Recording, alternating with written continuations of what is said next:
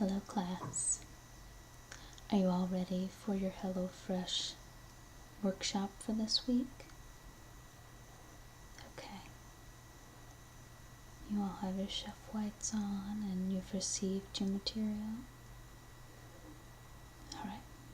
So before we start, what we're going to do this evening is go through each of the recipes that we will be making.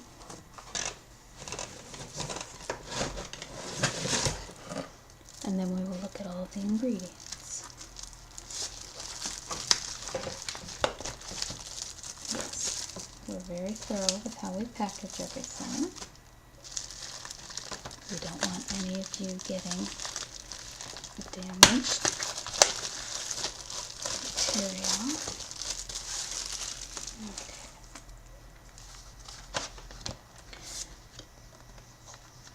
So this week, the theme is oils. So let me start off by going over the oil handout. Ingredient spotlight, oils.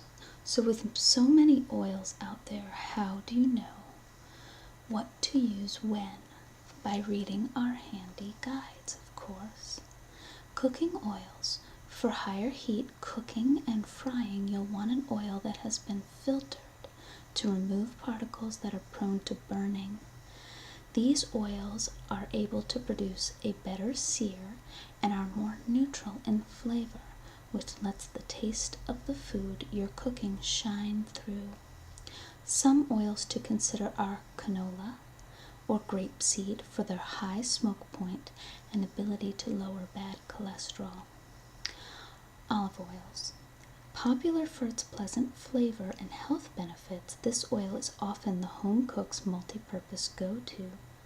However, due to its low smoke point temperature at which it burns, it's not always the best choice.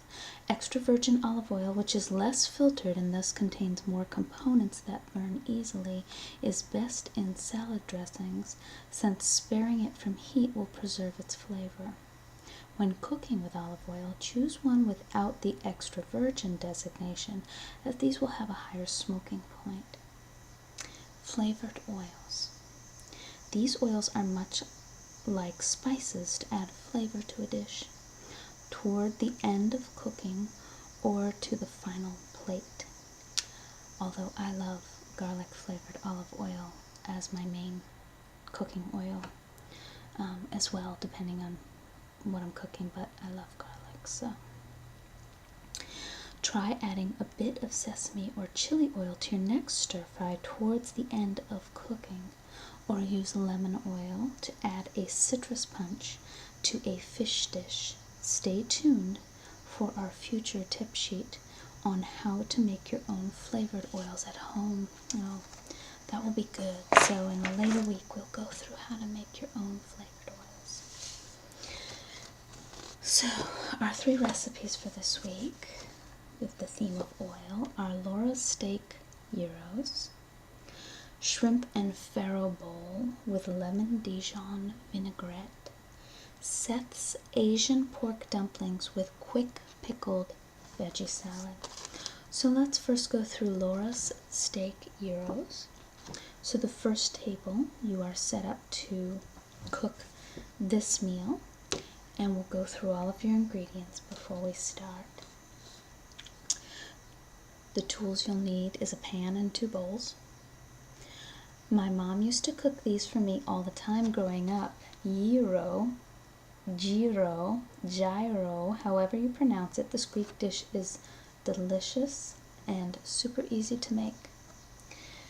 So this has 557 calories, 91 grams of carbohydrates, 22 grams of fat, 60 grams of protein, and 10 grams of fiber. And you're going to do all of your prep. Thinly slice the onion, remove the core and the seeds and the white from the pepper, have the tomatoes, cut the lettuce into bite-sized pieces, and then juice the lemon. We always start with that, and once we've got the cutting done, we can break out the wine. You're going to sear the steak. for 3 to 4 minutes on each side.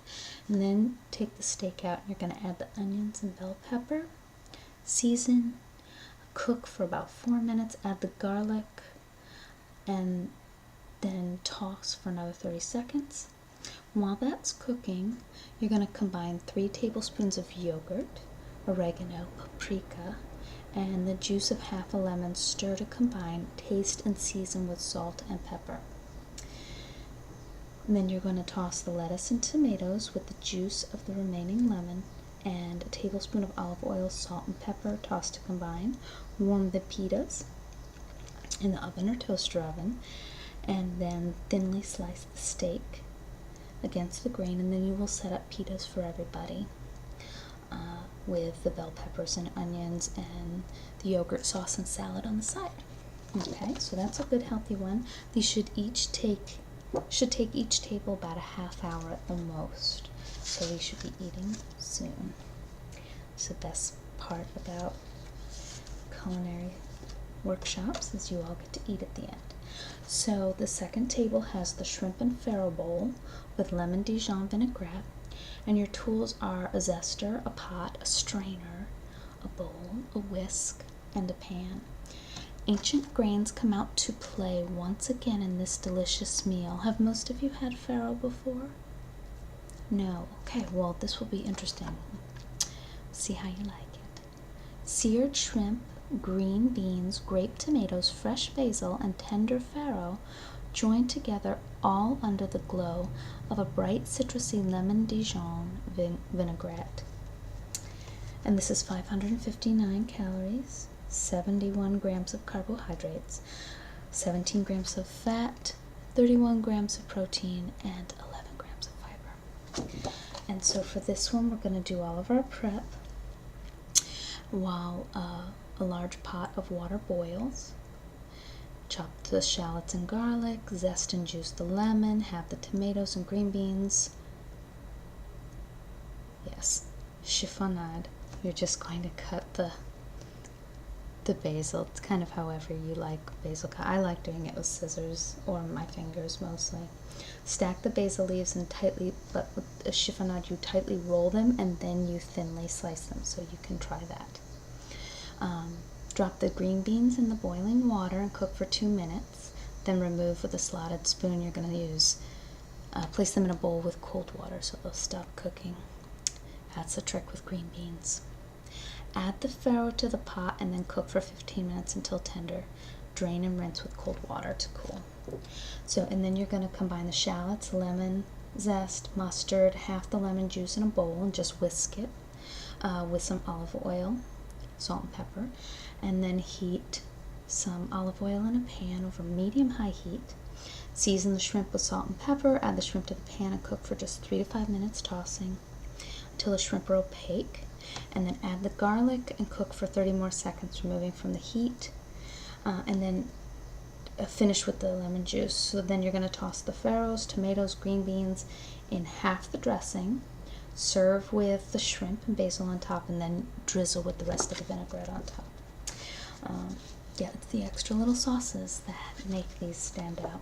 Okay, so table number 3 has Seth's Asian pork dumplings with quick pickled veggie salad. So the tools are 3 bowls, a peeler, and a pan, so you have that out on your table. If you need more, just let me know. This is a dish that I love to order in restaurants, but was always afraid to try at home.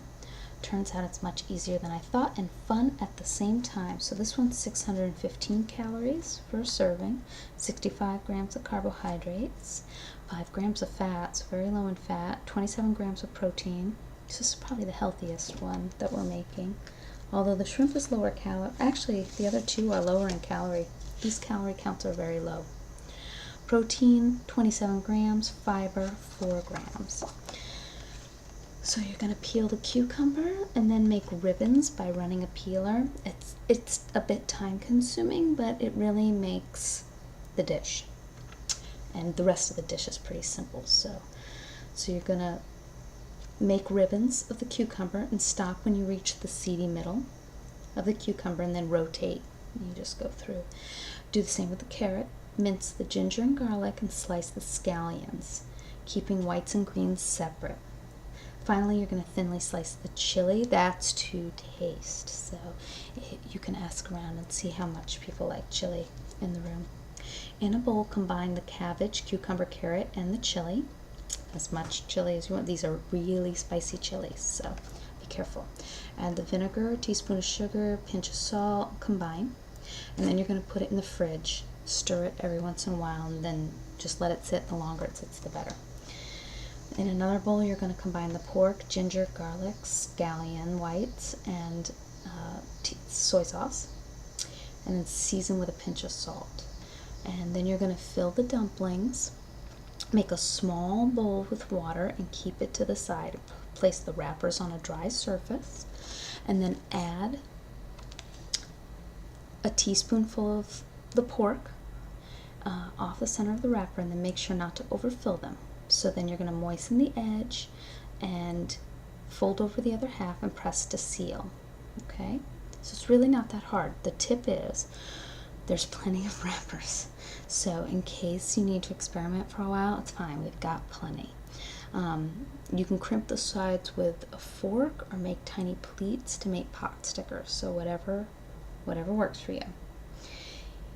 Heat 2 tablespoons of oil in a large pan over medium-high heat, and then in batches you're going to cook the dumplings, so make sure there's enough room in between them, for about 1 minute per side until golden brown, and then set aside and repeat. Once all the dumplings are seared,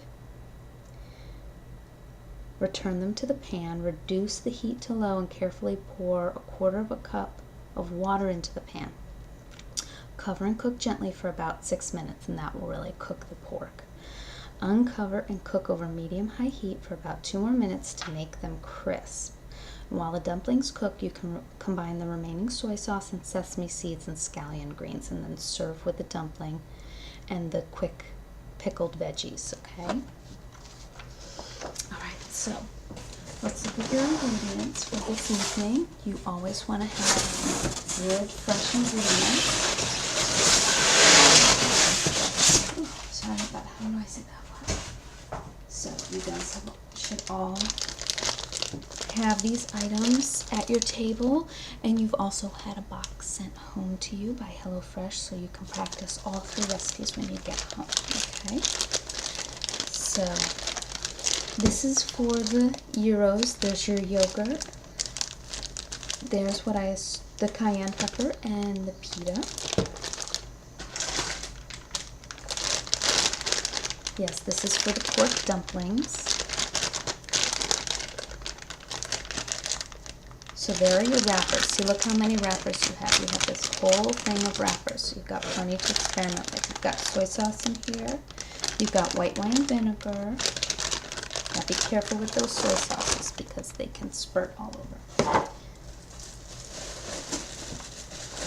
And then we have, this is the produce that you guys have at the first table. So you've got the lettuce, tomatoes, lemon, bell pepper, beautiful big white onion,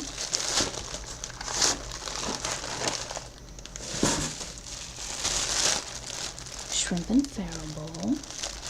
There's your farro. That's what farro looks like. It looks kind of like barley. It's kind of similar in taste if you've had barley before. There's your basil, your tomatoes, your garlic, and your green beans.